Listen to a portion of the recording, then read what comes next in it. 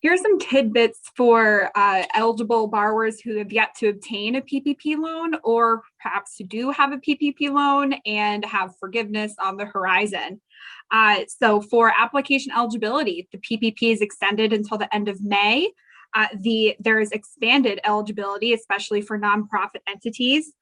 And also, while you do not have to have used all of the first draw funds at the time that you apply for your second draw PPP, you do have to have used all of the money. If you intend to apply for forgiveness for your second draw, you must have used all of your first draw money first before your disbursement date of the second draw loans. That's something also to keep in mind when you are applying for a second draw PPP. And you also need to show that revenue reduction for the second draw loan. Now, if you are in the middle of your covered period and you have forgiveness on your mind, many of the forgiveness application procedures that were in effect last year are the same this year, so which includes those safe harbors.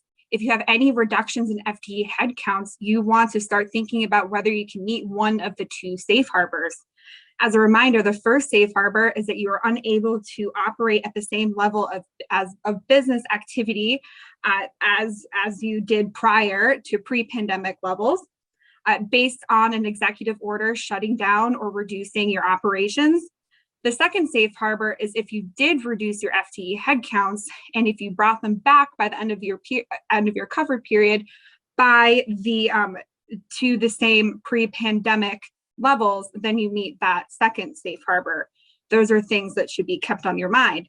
And thirdly, I want to point out is that if you are transferring any of your interests, if you are an owner of a business who has a PPP rather, and you're transferring more than 20% ownership, whether that be just transferring to a new entity or if you're selling or buying a business, you need to consider the protocols for transferring the ownership. And in particular, you need to notify your lender and you may need SBA approval.